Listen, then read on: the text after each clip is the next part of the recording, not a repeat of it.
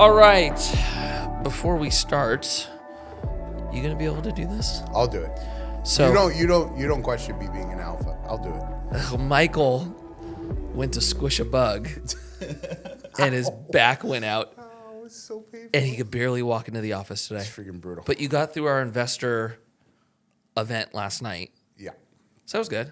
that was good. All right, Cole Seeley, What's up? welcome to the podcast. Thanks for having me. I'm gonna do a test run on you. Okay. We started doing this thing rapid fire. I'm going to hit you with like 7 questions, and you are just going to answer if it's value or overvalued, right? Overvalued or undervalued. No par. Either over or under. There's no par. Okay. It's bogey or birdie. Okay. So I'm going to start with you. We'll see how this goes, and for any podcast moving past this, I will tell everybody that you're the founder of this. Okay. All right. Overvalued or undervalued? 2-stroke or 4-stroke? Well, which one? Two-stroke versus 4-stroke? 2-stroke is like an eagle, and 4-stroke would be like a birdie. Okay. What's the question? This is me not knowing shit about dirt Okay. bikes. Okay. Okay. That would be like asking. That would be like asking I you. exposed myself for all of our investors that are dirt bikers or motorcycles. I'm sorry. That's like a versus. That's like this one or that one. It's not. You just didn't prepare for it in advance. It's okay. Damn, I don't know about this. You category. should. It would be 2 strokes. F it. 2 strokes. Overvalued or undervalued? 2 undervalued? strokes. Undervalued. Start bike. Stark. Stark. Stark. Undervalued. We're off to a rough start. We're off to a rough start. It's okay. Holy It's crap. okay. Stark bike, undervalued. Undervalued. Content creation. Majorly undervalued. In my industry, majorly undervalued. Meme coins. Meme coins, overvalued. California real estate. That's hard. It's overvalued. Just because prices are so high. Nvidia. NVIDIA, that's kind of overvalued. I think that's going to come down, right? Because it's like the whole reason that it's big is because of the mining, right? Well, am I understanding that correctly? Yeah, okay, this was.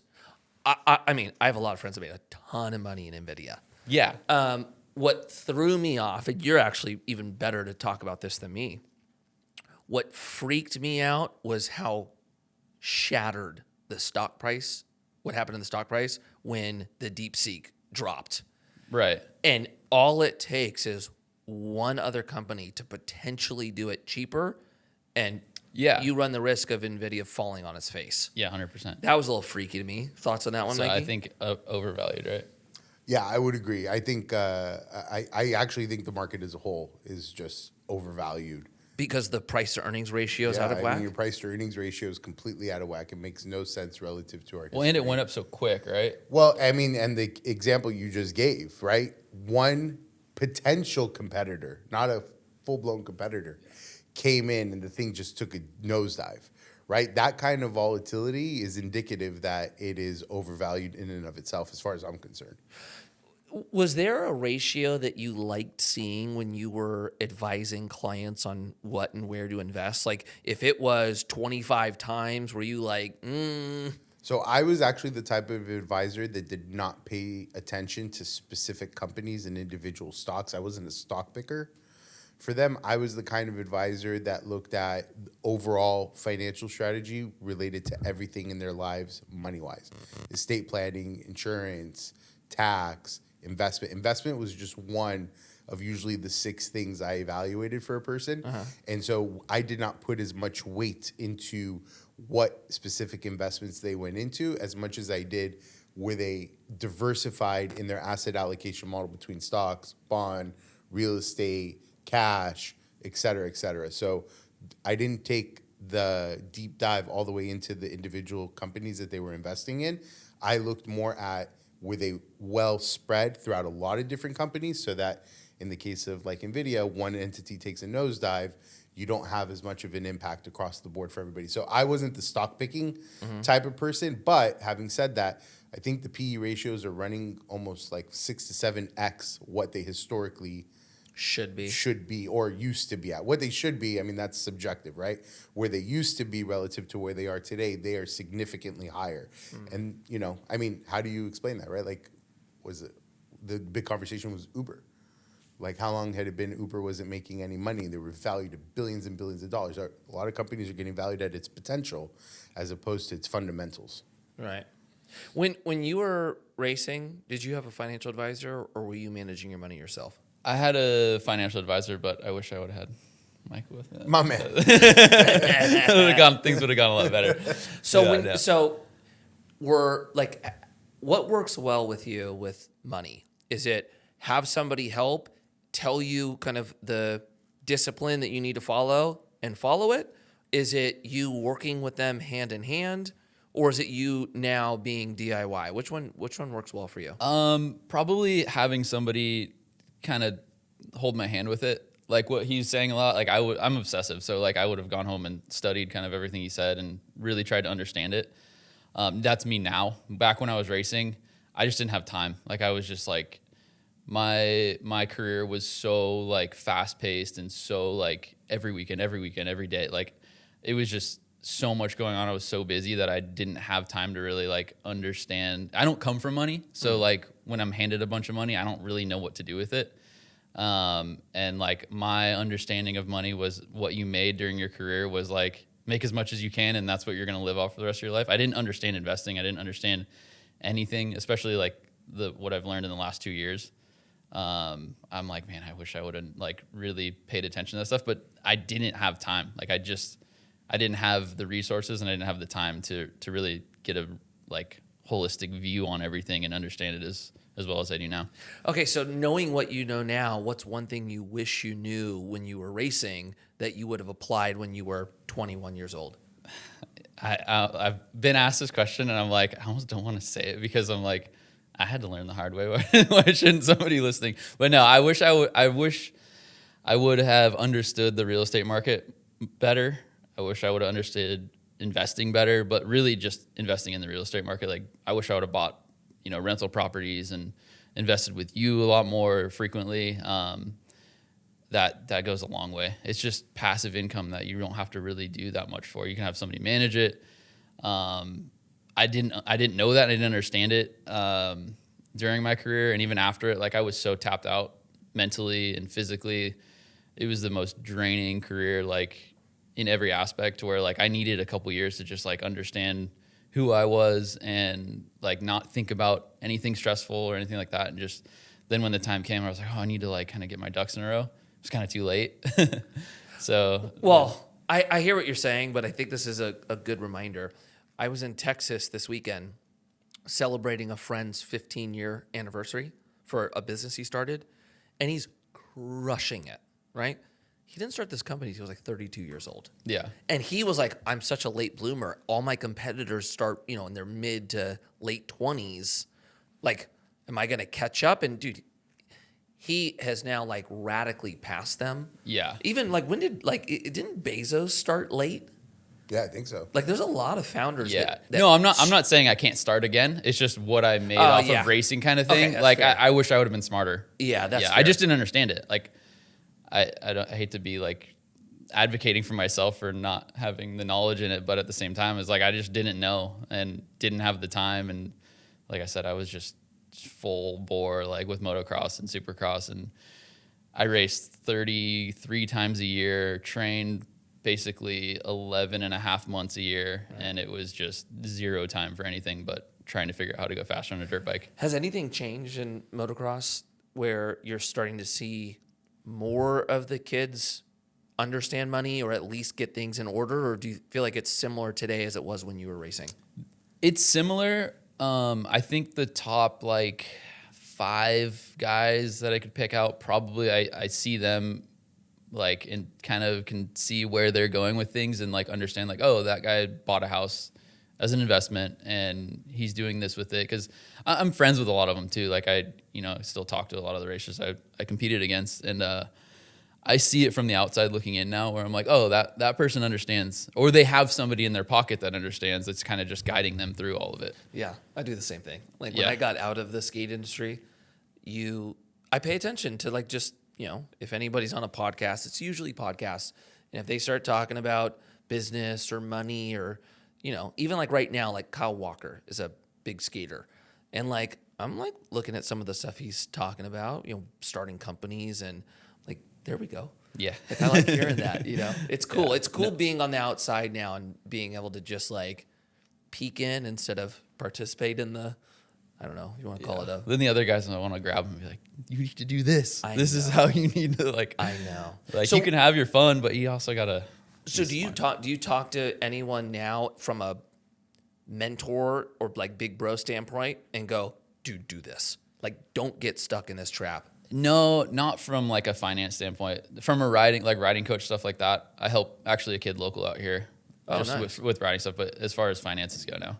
Did you have an agent managing deals for you? Yeah. You think, what's your guys' thought on that?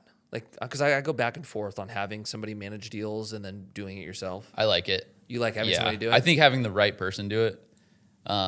Just because it's awkward. Because after I retired from racing, I did some social media stuff, and it was really an awkward kind of like conversation, kind of an awkward position to be in. Like, hey, like, like these people that your only relationship with your team owner or gear company owner or something like that is always a good relationship because you never have to negotiate the finances of it.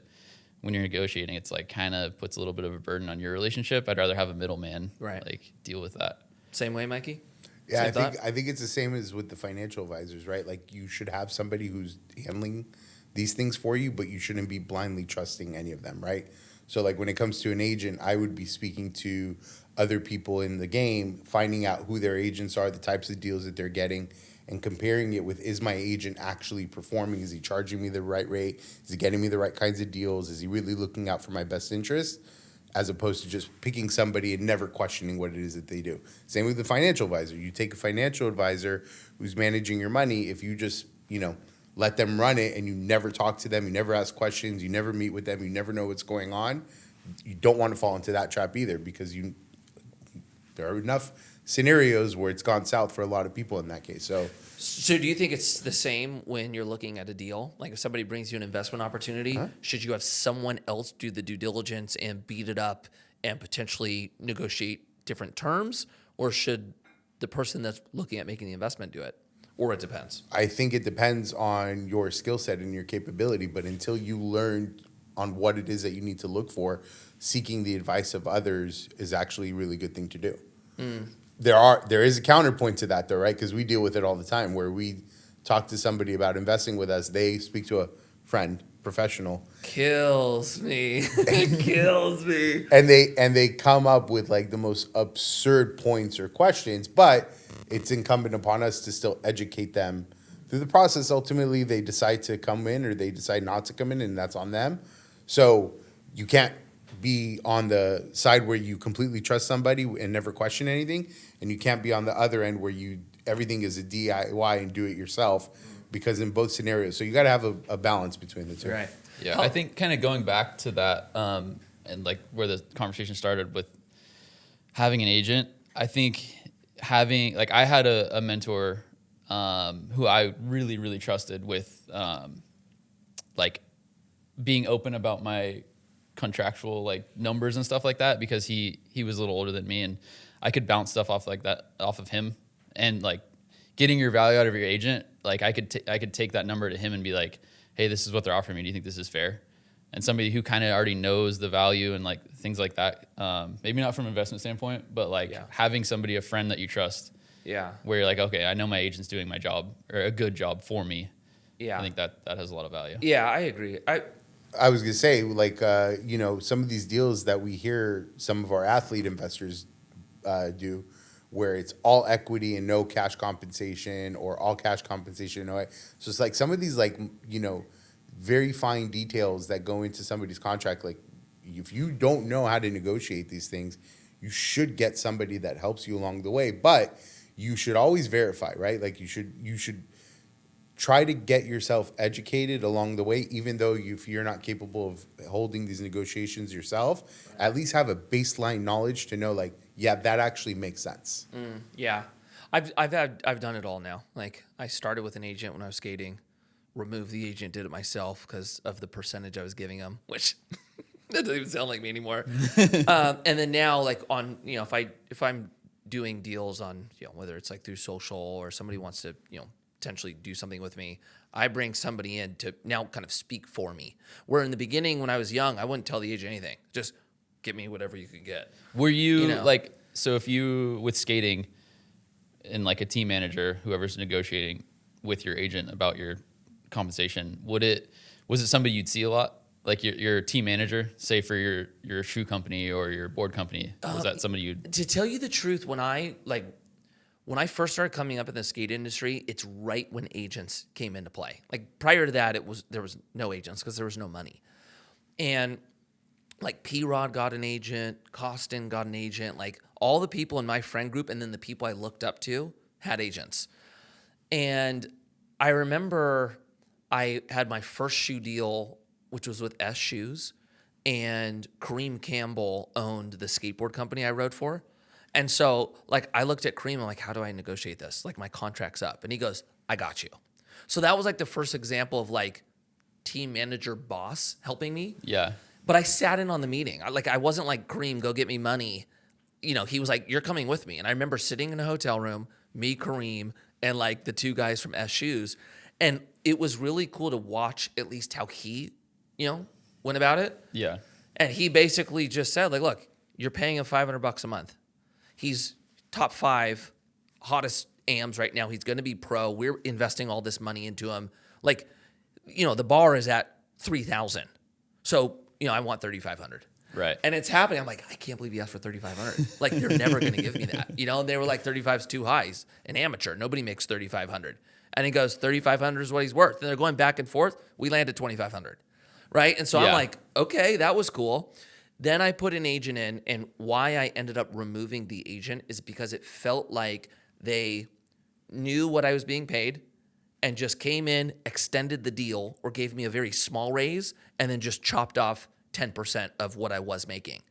And I was like, I could do better than that. Like that was my challenge, is I saw them and I went, I can negotiate better than them and save the 10%. Yeah, but you felt that way because you sat in the meetings and you educated yourself along the way. Yeah, and I'm like, I'm actually okay talking. Like, this might sound insane, well, but the reason I'm okay talking about myself. Like, if I'm like, look, this is what I'm doing and this is my worth, this is what I want. The reason I asked that, though, so the people you're negotiating with, right? Like, how often are you seeing these people or contacting these people? Or are they contacting you? Yeah, it depends. And that is where I actually really agree with you, is that you have to, it's very easy to come in heavy-handed when negotiating, and that can cause friction afterwards. So where I agree is if you want to just maintain a good relationship and not worry about the negotiation, put somebody in there that might ruffle feathers. Well, that's why cares, I right? like to do it with an agent, because my team managers for basically every sponsor I had, I was seeing every single weekend.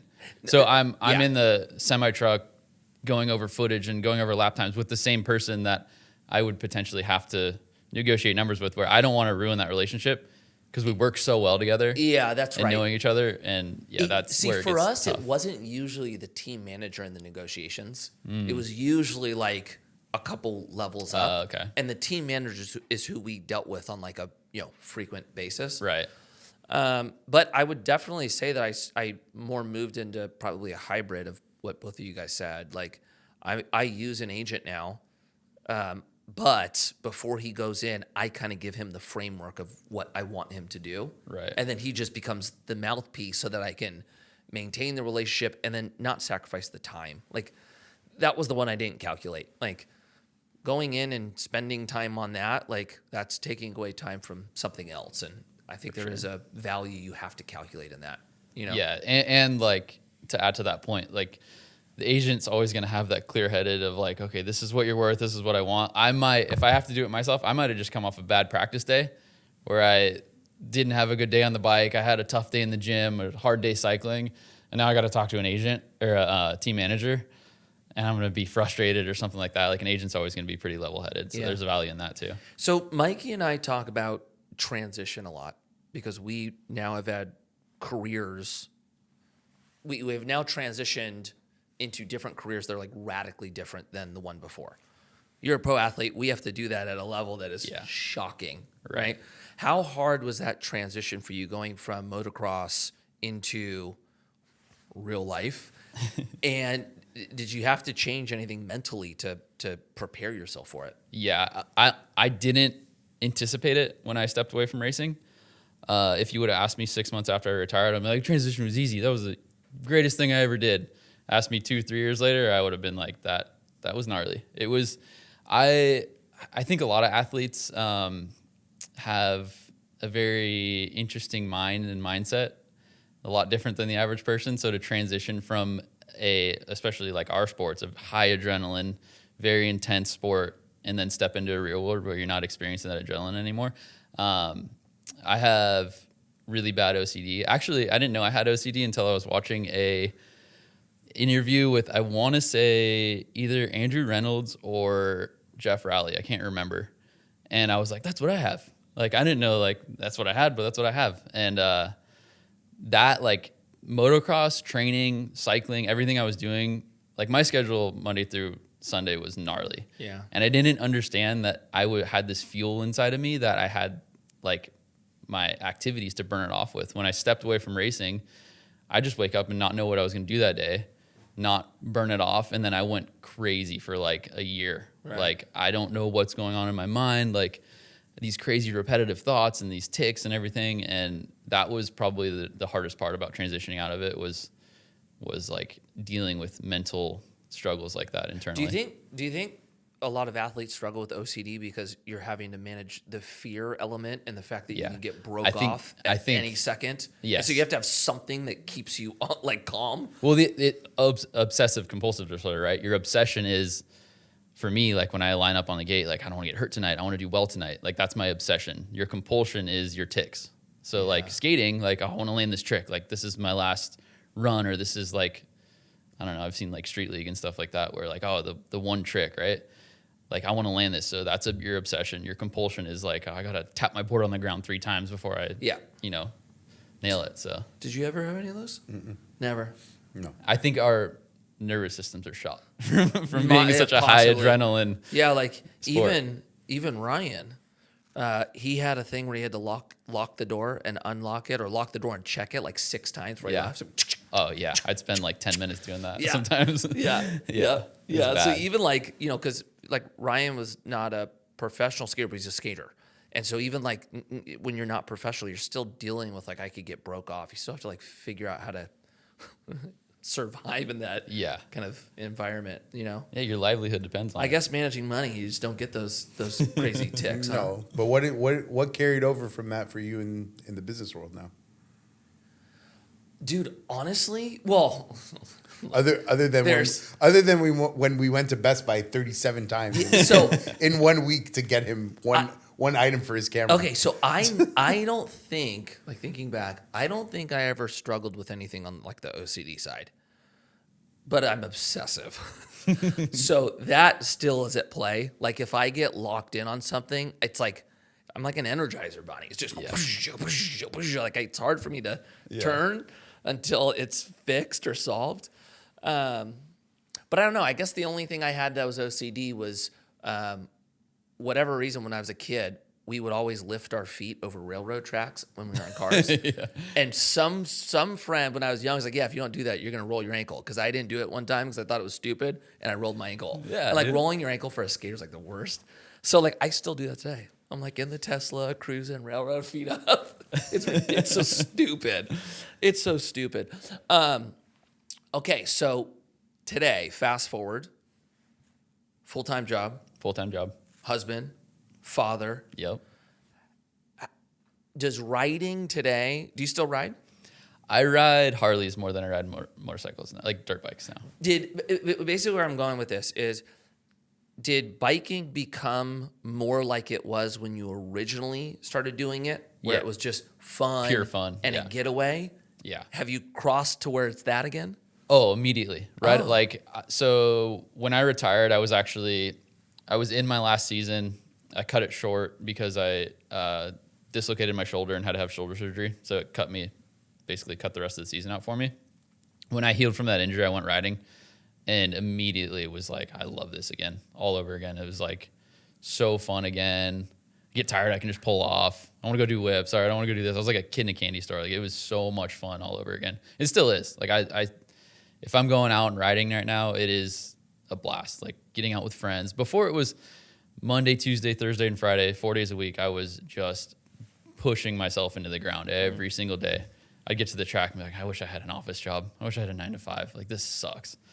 But that's like, I wanted to be better. That my obsession was. I wanted to be the best I could be. I was never supposed to make it in my sport. I would never had the cards in my hand to make it in my industry, and I did. So like, once I got on that level where I was like, okay, I can make a living doing this. Okay, I can make it onto the best team and win races and stuff like that. I became obsessed to where that's every single day I woke up. That like, being an athlete, like, you can probably relate. You have one goal every single day. You wake up, and I want to be faster on a dirt bike. So what do I got to do? I got to go practice. I got to get stronger. I got to get more fit. It's easy. Like, right. Waking up, knowing your goal for the day.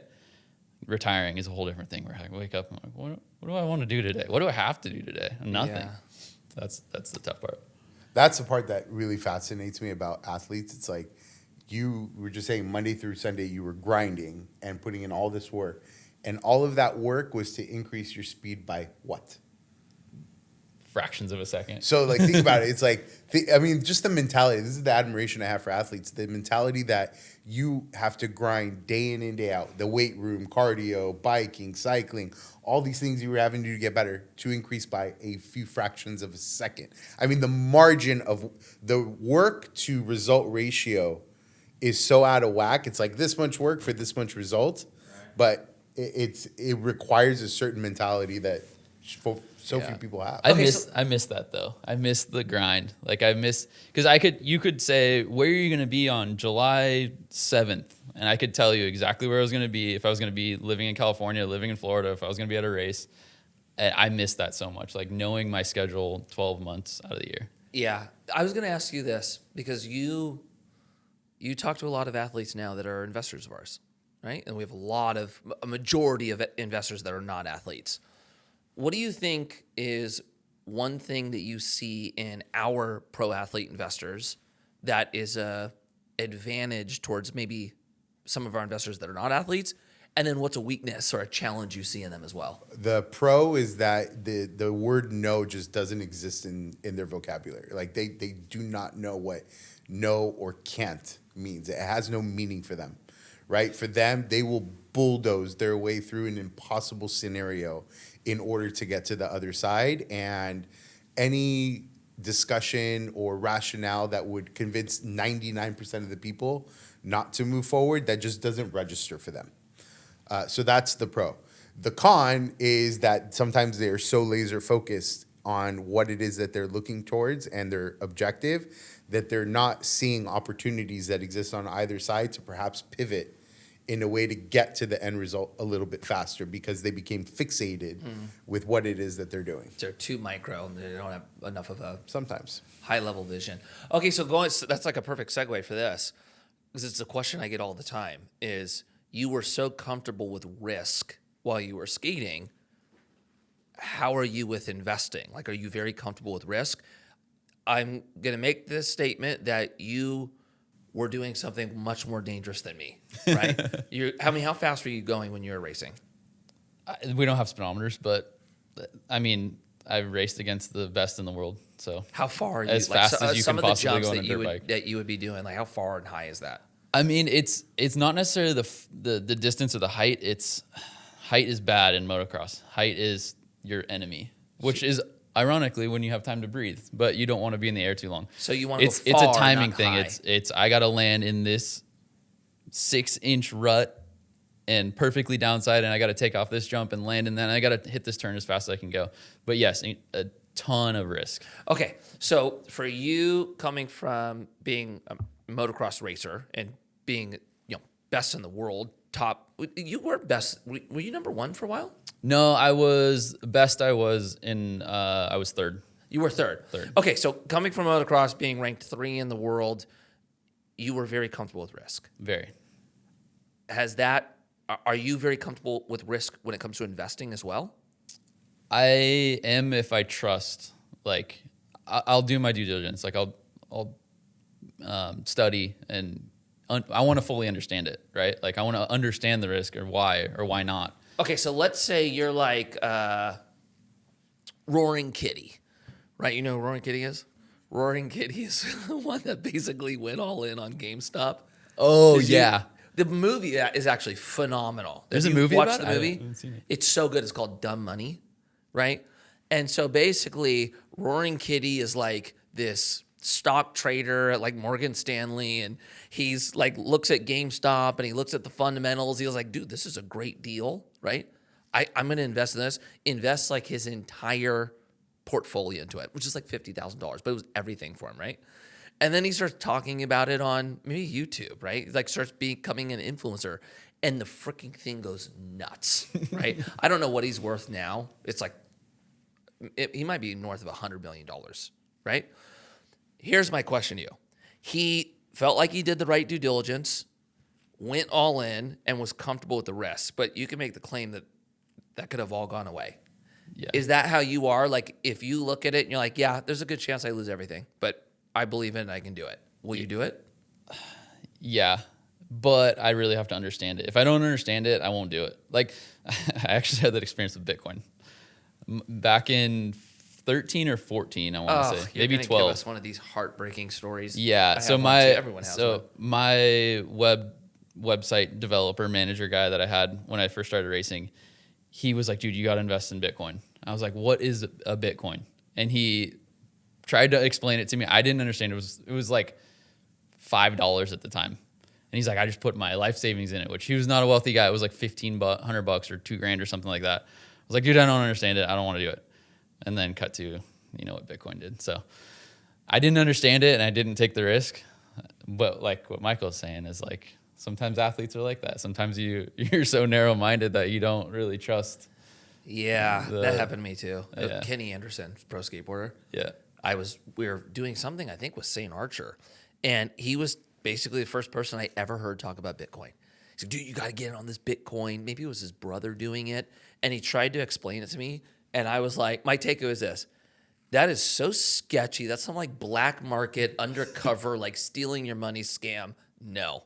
Dude, it was like, I want to say it was like 12 cents a Bitcoin back then. Yeah. Yeah. Yeah, it's okay. I always thought it was like, here comes Michael. Here comes this. Wait, if I could put a silver lining on any of this, How? You both pointed out the one scenario where it took off. Yeah. How many of those same people came to you with all the other ones that didn't go anywhere?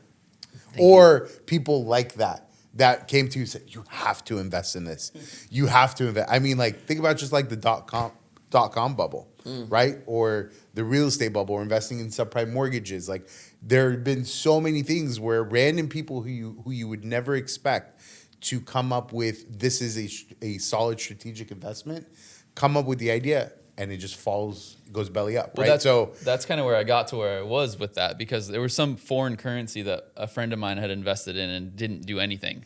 I was like, okay, I kind of understand that, but it didn't do anything. And then Bitcoin came along, and I was like, I don't understand that, and I already kind of experienced that. So yeah, the whole going all in, like this guy that put in the 50 grand or this guy that put in his whole life savings, I don't see that as any different than rolling the dice at the craps table. Yeah, I'm not built for that either. To me, it's one and the same, and they just got lucky and picked the right one, right? They just got lucky. That makes you kind of go crazy though, where you're like, "Where's the next one?" Yeah, okay, let me challenge that. Go for it. Was Elon crazy when he went all in on Tesla and SpaceX? No, it was actually more SpaceX. He needed SpaceX to pull it, or he was done. Well, no, there's a difference though, because that was Elon's business. That wasn't a passive investment that he was just rolling his dice on. He was investing not in SpaceX or Tesla. He was investing in himself and in his belief and his ability to execute his vision. Okay, so you're okay if it's a bail or bust. No, it wouldn't be that. If you're rolling, if it's a make or break scenario and it's your business, you're more comfortable with it. But when you're putting everything you have on the line for a passive investment, that's gambling. I will always roll the dice on myself. I will always be willing to go to the table and roll the dice on me when it comes to like something I hear from, somebody at the grocery store or at the gas station or, a fellow skater who's a skater and not an investment guy. I mean, not to discredit the person that gave you the idea, because obviously it worked for them. But what I'm saying is that how many wrong decisions did they make before they made that right decision? Yeah, I know. Freaking Kenny Anderson. Should have listened to you. That'd be crazy to even think about. Okay, so now being on the other side, because I think about this all the time, but being on the other side of a pro athlete, how do you even help somebody prepare for what's to come? Somebody who's like in motocross, skating, basketball, golf, pick the sport, because we all struggle with the same thing. How do you prepare them so that they're thriving in life after their sport and not miserable? Because the thing that I never wanted to be the guy that spent the rest of my life talking about the 10 years when I was 20 to 30 as a pro skateboarder. I never wanted to be that. Yeah, it's tough. I mean, like, do your study, right? Like, you really do have to. I mean, naturally, when you're an athlete, you have an obsessive mindset of, wanting to better yourself in your sport and your discipline. So, I mean, take some time and obsess over what's gonna make me money after. Which, like I said earlier, like I didn't understand that. I had no idea, like what investing was or what real estate, like how beneficial it could be. But yeah, that's kind of the, like, someday your last check's gonna come from your sponsors, and I remember that day. And it was like I thought, like, okay, now I got to make this money last for the rest of my life. I didn't understand, but like, had I learned that or had somebody teaching me that 5, 6, 7 years prior to that, I could have set myself up. I mean, I don't live in the past, but you got to learn from your mistakes and you got to study your mistakes. Again, that's kind of an athlete's mentality. So, I mean, like, had I known now when I was making all that money back then, like I could have learned to make it last a little longer. But like I said earlier too, it's not like that was my last like big payday. I got to work my ass off. And that's another thing too. When you retire as an athlete, you learn a lot about yourself. Cause like when I started kind of applying for jobs and learning like, what am I going to do next? It really was like, I don't have a resume. Like if I apply for a job, like I could say like, oh, I raced motocross for 10, 11 years and I did this, and this. But when it comes down to applying for a job somewhere else, I'm like, I don't have any experience doing anything like other than like watching YouTube videos and stuff like that. But then you start to learn a lot about yourself. Well, like I was technically a manager because I managed the people around me. I hired my agent, I hired my riding coach, I hired my practice mechanic, like all these people I hired and fired and went through all these people. And I learned a lot about like what's good for me, what's bad for me, which you can turn that around, what's good for your business or what's bad for your business. I think every athlete has an incredible amount of discipline, which is an entirely different category of motivation. You have all the motivation in the world, but if you don't have discipline, if you don't know how to execute and all these other aspects of your profession, then you're going to fall short. So you learn like, okay, I'm a very disciplined person. If somebody puts a task on me, I'm going to get it done. No ifs, ands, or buts, kind of like what Michael said, like very knower-minded. So really learning yourself after you retire can go a long way. But you got to kind of learn it before you retire. It helps a lot. Was it hard for you going from being the boss and in control of your entire life and then working for somebody? I work for my best friend, so that's a little easier. But yes, it is. It is hard. Like, an athlete it's such a weird, not only from a financial standpoint, right? When you're an athlete and you're at the top of your game, you have all these people that want to be your friends and want to be your buddy or want to work for you. And when you retire, you learn that people don't want to be your friend because of who you are. They want to be your friend because of what you are. And that's like, it sucks because you like let people into your life who are like, I really like this person. I think I can trust them. And then they just stab you in the back. And that's like the hardest thing to go through. So like, but yeah, I mean, working for somebody else it's tough, but I like in my position, I love it because I work for my best friend. He's very open with me about business and what works for him, what doesn't work for him. I learned a lot about investing through him. So having, that, I guess my situation might be a little bit different than others when they go to apply for a normal job. But I just thought of this. This might come off so random, but are you guys concerned at all with like a state like California and how they're coming down on just gas powered anything and how that affects what you guys do with motorcycles? A little bit, but it doesn't translate to sales. It doesn't. No. And we're a globally known company. We ship parts overseas. We ship parts every state of this country, so it's not a huge issue or a huge concern of ours. And you guys are all Harleys now. Harleys, that's what you're focusing on? Yeah. So that's when I was racing. Now, is that shocking? Like in skateboarding, from how I'm taking that would be like me being a street skater and then retiring and then like going to like work for like vert skaters or longboarders, which is like so different. Is that the same as this, or not is it really more accepted? It's more accepted because you're still on two wheels. You're still like, it's still an expression, right? Like skating and motocross have a lot of that in common. It's an expression of yourself. I learned that because I like being from Thousand Oaks, there's not a lot of tracks. So I always skated and rode BMX, and that's kind of how we know each other, meeting up at the skate park when we were young. But yeah, I mean, going into Harleys for me is like, it's kind of the same thing. Like it's the same avenue in my mind, because you're still like in that same headspace. Like there's a little bit of adrenaline mixed with like, if you're going on a long distance ride, like if you're in a car, you don't experience the environment. You don't really take in the sights. But when you're on a dirt bike or when you're on a Harley, you're seeing everything and you're feeling everything. So it's kind of like hand in hand.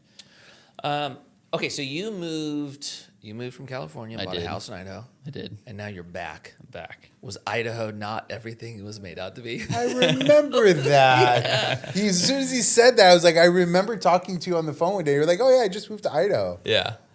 I mean, I loved Idaho. You did? I loved it. Where'd you still move? do. Eagle Coeur Meridian? d'Alene, Idaho. Oh, that's It's beautiful. For about 4 months. And then you got bored? And then it's cold. My wife and I got pregnant, and she's like, I don't know if I can do the cold. I was just like, I can live anywhere. I've lived in California primarily, but I've lived in Florida. I've lived in North Carolina. Did some time in Oklahoma. Like I can fit in pretty much anywhere. She missed the sun. I missed the sun. So we moved back. Yeah, because Coeur d'Alene's like, I mean, you're basically in Canada, right? Yeah, it's close. It's up there, but it's so like summertime up there. There's no better place. It's insane. Summer. Yeah, I know. Michael knows this. I kind of have this like weird love-hate relationship for Idaho. Actually, no, I don't even think it's a love. I don't understand it. I don't get it. Well, I mean, I've only been to Eagle. Is Coeur d'Alene a lot colder?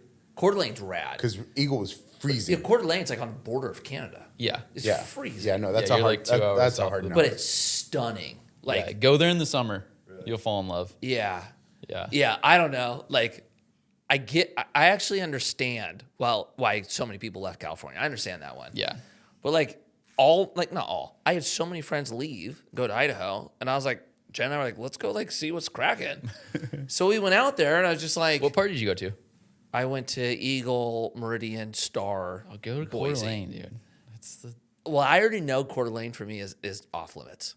I am not built for He doesn't like the cold. It's not the cold. Go in the summertime. Buy a vacation house there and go in the summertime. This is where Coeur d'Alene would come into play for me.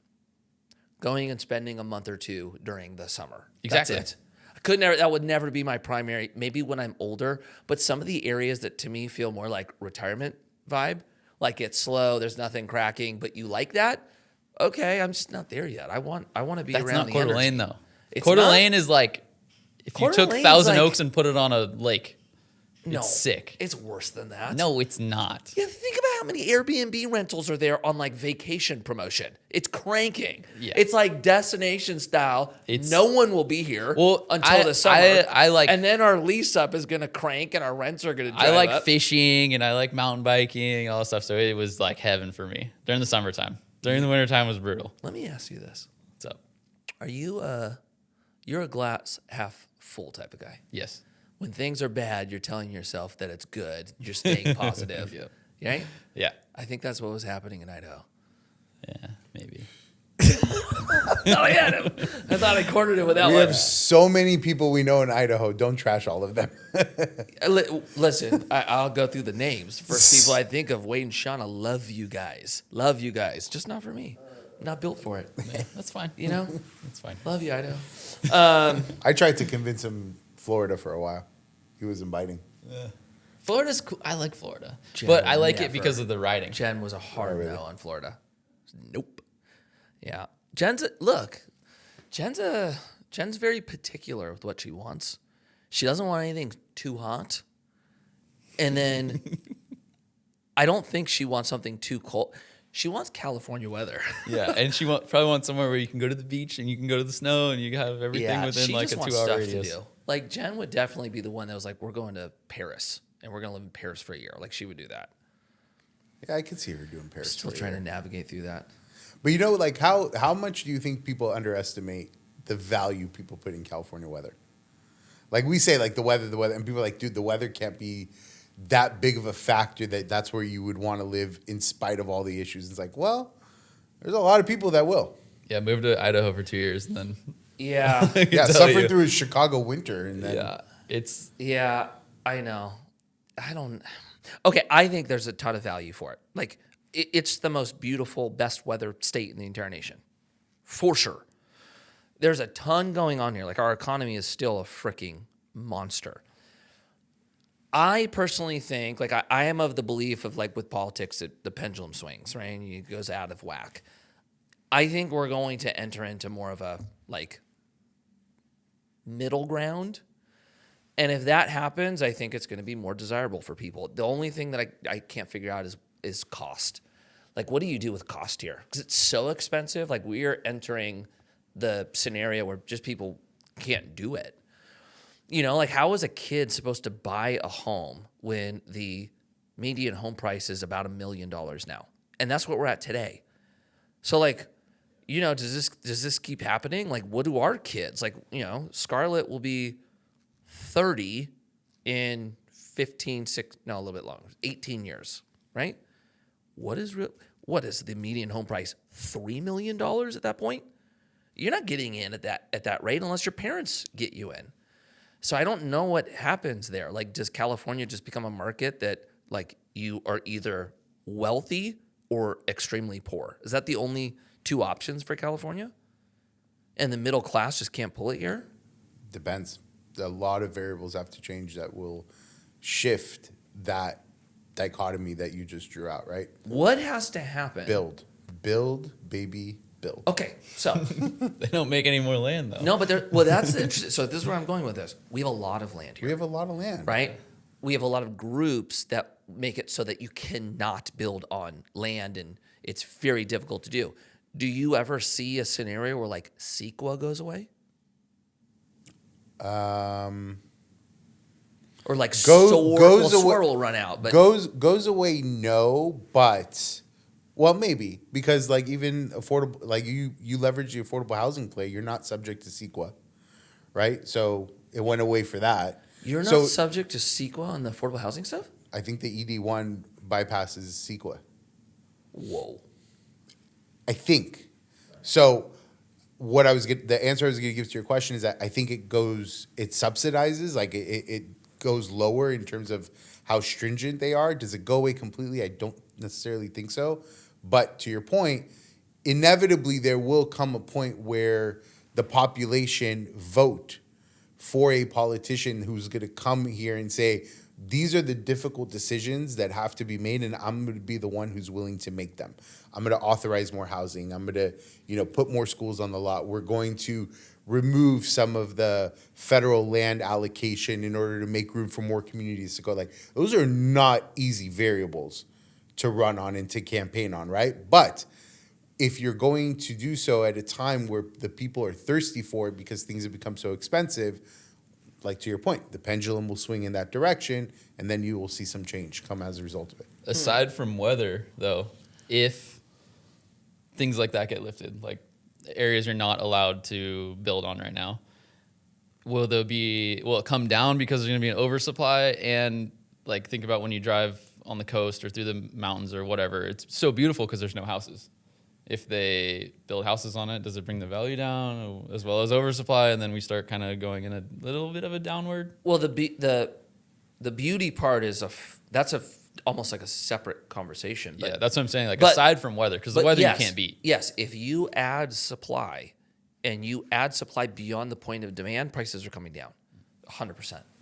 But then also it could be affected by. Yeah, but I used to love this mountain range. Now it's filled with houses. Okay, so that's what I would say is the balance, right? Like you live in a beautiful state.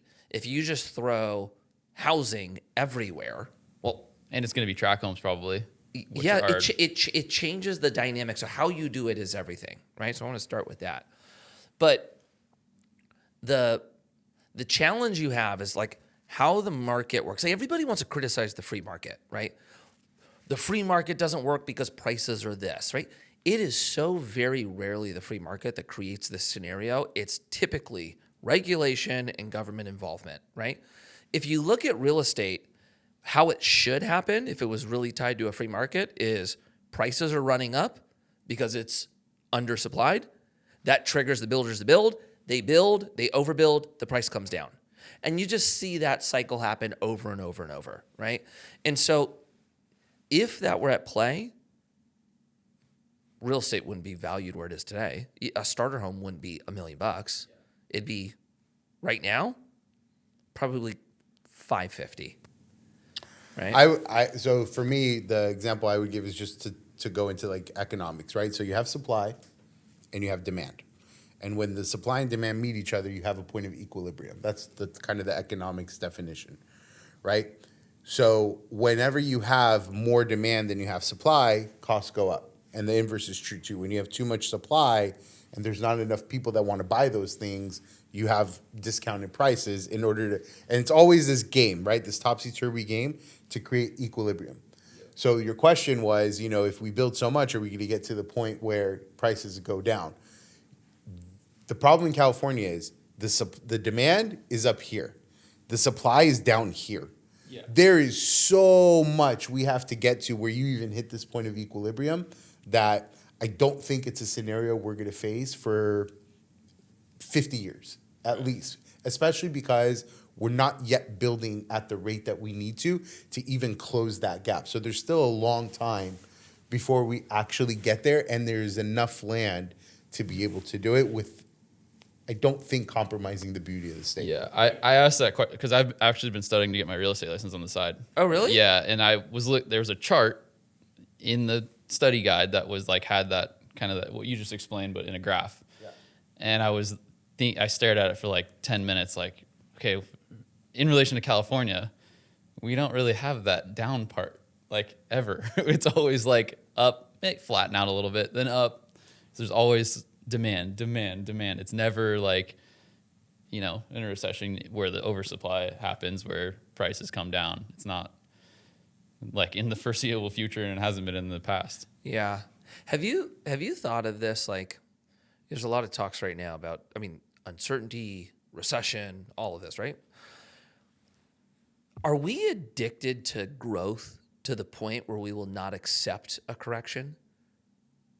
Have we entered that, or is this the feeling everyone gets before a recession hits? Like at a top, are you always like, don't ruin it. Stay growth. You mean, are people not willing to accept the cost that you have to pay when you have continuous periods of growth? Maybe this is the better way to say it. It does not feel to me that people understand that corrections are healthy and part of the cycle. So it doesn't seem like we're at a place any longer where this is how the economy works, and there's times of highs and there's times of lows. And then the height and the bottom might vary depending on the moment we're in. It feels like right now, everything is to stop any type of correction, that it has to be growth, right?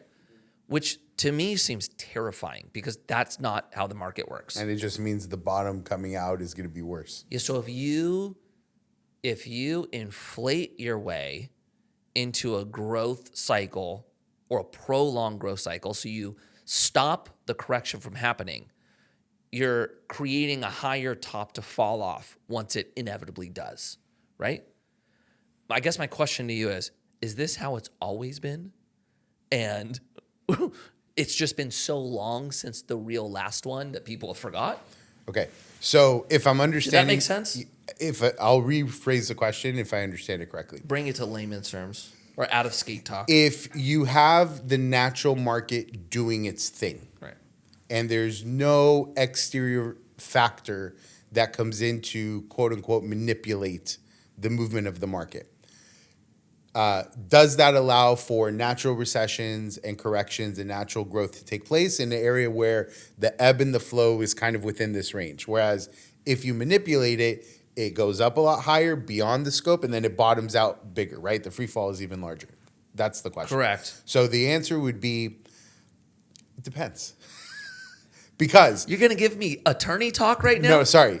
I am, because it depends on your perspective on it. So I personally would prefer the former, where the ebb and the flow is within the range. Right. But there is an argument to be made that that's what happened during the Great Depression, right? That the government did not come in and bail anybody out. They did not come in and cushion the blow. Right. And we went into a very difficult period of time until arguably we went into World War II. Right. Right? Fast forward to the 2008 recession, right? And all of a sudden now the government comes in, they drop rates, they start they start adjusting interest rates to, slow down or accelerate the flow of cash. It's a cute way of saying manipulate. COVID, the same thing, right? Right? We pump money into the system, short-term solution to soften the blow. We're paying for it now with higher inflation. And now the conversation is, how do we quell inflation? So the environment has become one where people are always looking for the government to be able to soften the blow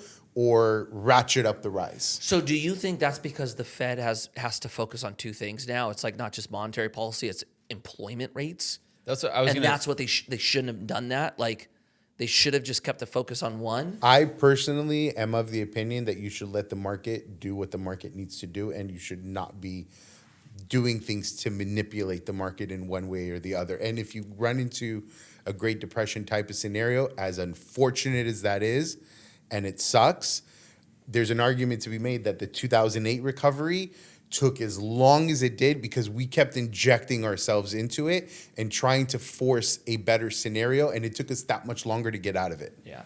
Well, going back to what you said with your daughter being able to buy a house when she's 30, right? Like if the income levels don't follow with it, like people aren't going to be able to afford houses. Is there any laws or what's to keep investors from buying every single house in California and then no 25-year-old can afford their first house and all I can do is rent? There's no laws to stop investors from buying real estate. If the government steps in with that and says, hey, you can only own 10 houses to rent. I'm with you on that one, and I'm not saying that it's not a problem, but that seems like an excuse that politicians grab toward because they have not allowed building to build. Yeah. You know what I'm saying? Yeah. Like, we don't let you build, and then now we're experiencing housing crisis. Oh, it's the freaking investors. And that's not to say, like, investors, like, look, you're trying to buy a house. You cannot compete with an investor that's going to do a renovation or a flip. Yeah. They're playing a different game, right? They're worrying about their, ARV. When you're buying it, you're worrying about your monthly payment. Right. So you can't compete. I'm with you on that one. Yeah. Wait, so are you saying that... So you're saying that BlackRock that's going out and buying out all these SFRs, these single-family residences, the blame or the attention is going to BlackRock buying them when, in fact, the only thing BlackRock is actually doing is looking at the supply and demand imbalance and saying that's a good investment. And the only reason that's a good investment is because the politicians didn't allow for more building to be created, and that's why we're going there. So...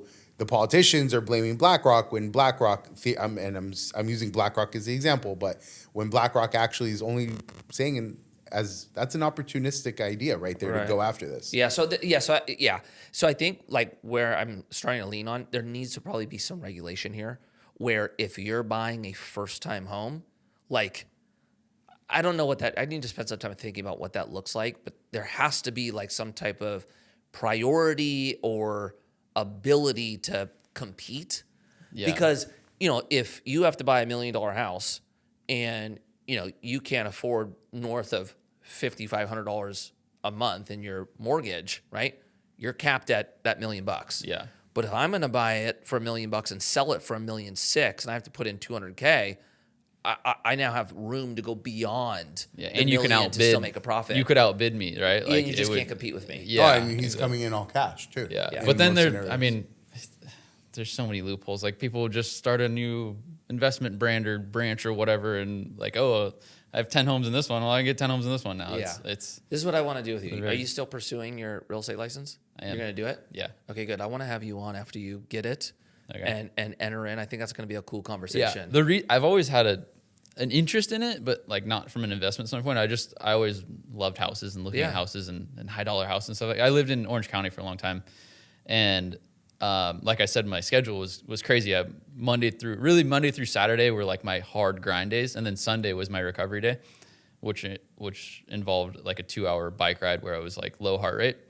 And my trainer at the time, who also loves real estate, him and I would get like an hour in, and then we just spend the rest of our day cycling to different houses, open houses. I love that. And just like, oh, this house is cool. Like, so I was always like loved real estate from the outside looking in, and like recently I was like, I've always thought about like the last 2 or 3 years, like I should just get it. Because even if like I want to buy a house and cut out fees or sell a house and cut out fees for my own, but like, I don't know, maybe sell houses here. So.